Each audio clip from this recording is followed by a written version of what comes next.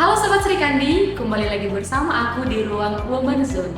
Kali ini kita sudah berada di Provinsi Bengkulu nih teman-teman, dan kita akan menemui beberapa narasumber yang akan bercerita tentang bagaimana cara mereka untuk mempertahankan ruang hidup dan cara mereka untuk mengorganisir masyarakat dalam memperjuangkan hak ekologi mereka. Ikuti terus ya!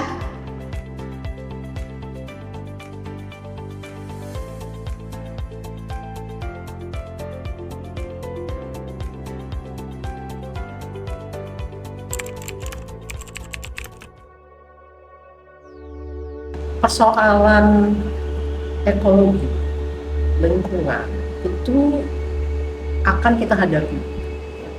Oleh sebab itu, saya merasa punya kebutuhan kita semua untuk menjamin adanya lingkungan yang bersih dan juga keadilan ekologi untuk semua pihak, terutama dalam hal ini saya sangat peduli dengan masyarakat yang marginal dan terbatas, karena kerusakan ekologi dan lingkungan itu berdampak besar pada mereka. Nah, sebagai pengajar dan dosen dan seorang intelektual, saya merasa perlu berkontribusi untuk memastikan kerusakan itu tidak terjadi. Kalaupun sudah ada rusak, ada cara untuk mengatasi.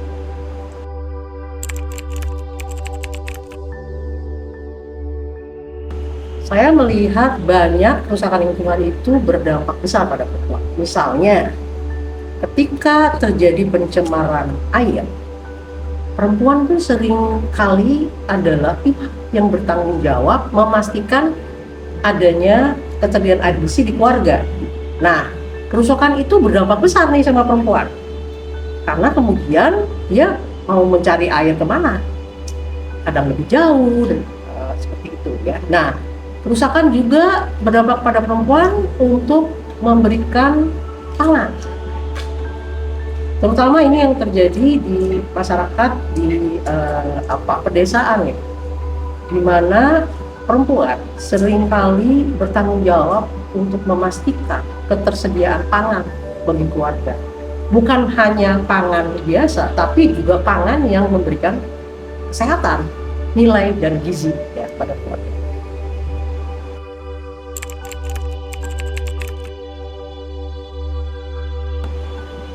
Cara kita semua ya, setiap orang itu punya peran masing-masing. Kalau saya, karena saya sebagai dosen, saya punya kewajiban memberikan penjelasan pada mahasiswa. Nah, tentu saja kalau teman-teman CSO itu tentu saja juga menjelaskan kepada kelompok-kelompok perempuan, dan sebenarnya tidak hanya perempuan, laki-laki juga. Dan juga tidak hanya perempuan tua atau kelompok tua, juga muda. Nah, ini dengan caranya masing-masing, karena tiap pihak itu punya peran yang berbeda ya.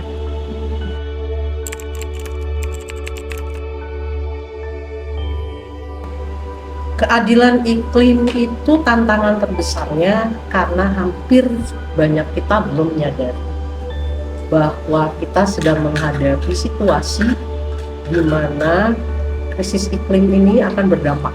Nah, persoalannya dampak itu seringkali tidak langsung. Orang-orang miskin yang ada di tempat-tempat pedesaan atau nelayan yang ada di pesisir itu hanya melihat bahwa mereka menghadapi persoalan perubahan ya cuaca yang dari sebelumnya gitu ya.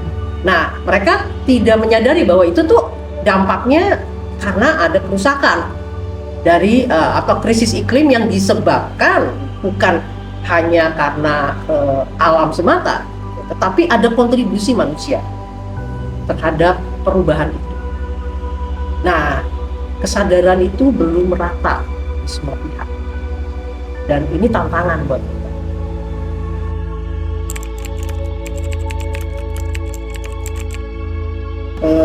Menurut saya, setiap kita itu perlu punya cara dan kontribusi untuk mengatasi krisis lingkungan.